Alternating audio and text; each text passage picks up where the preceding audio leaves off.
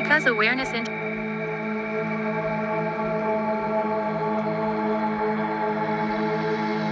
be born is not to begin. You arrive carrying pressure, unfinished structure seeking resolution. Not as memory you can recall, but as pattern you cannot easily escape. What was not understood does not vanish, it reorganizes. It embeds itself into your tendencies, your reactions, your attractions, your fears. It shapes how you interpret the world before you ever question it. This is inheritance. Not just genetic in the narrow sense, but behavioral, perceptual, and, if one chooses to name it, spiritual. The past does not speak in stories. It speaks in reflex, in the speed of your anger, in the shape of your desire, in the environments that feel strangely familiar, even when they should not. And so life does not unfold randomly. It repeats with variation. The same tensions return in different forms. The same lessons approach from different angles. Not because the world lacks imagination, but because something within you has not yet resolved its equation. This is the field into which the domesticated mind is introduced. A mind already carrying predisposition enters a world built on reinforcement. Family, culture, language, authority, these do not simply guide, they synchronize. They align inherited patterns with external structure until the individual becomes predictable. Stimulus, response, reinforcement. Like gears in a machine, turning with precise, reliable persistence. A child does not just learn what to fear, what to value, what to obey. It recognizes the pathways quickly. The grooves deepen. The reactions accelerate. And over time, the individual confuses this automation with identity. I am like this. No, you were shaped into this. The domesticated mind does not question this shaping. It trusts repetition. It accepts familiarity as truth. It becomes efficient, easily guided, easily influenced, easily stabilized. Not because it is weak, but because it is optimized for survival within systems. The truth, for the domesticated mind, is something external. It moves through the world like wind, heard, repeated, passed along. Authority defines it. Consensus stabilizes it. It is something to receive, not to generate. And within this system, most minds settle. But not all. To be born enlightened is not to be free of this structure. It is to be unable to fully submit to it. From the beginning, there is friction. A sensitivity, not just to patterns, but to distortion within them. A recognition that what is presented is not always what is real. Words misalign with intent. Actions carry hidden motives. Systems reveal seams where they claim unity. Illusion is not invisible to this mind, it is unstable.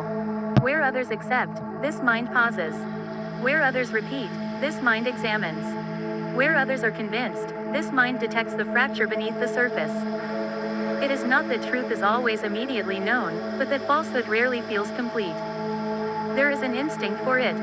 A question asked with genuine intent does not remain empty. Sometimes the answer arrives immediately, clear, unforced, as if it was already present beneath the noise. Sometimes it delays, not because truth is absent, but because something is misaligned.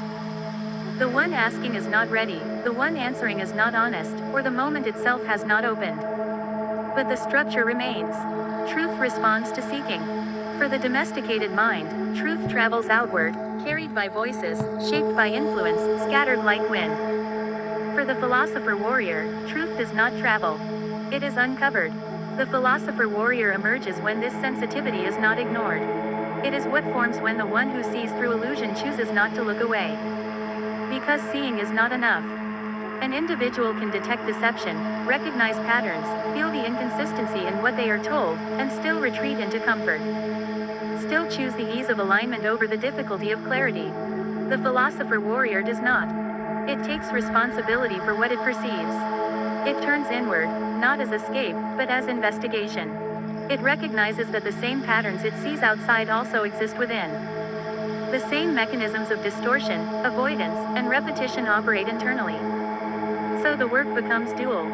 To see through the illusion outside, and to dismantle the illusion inside.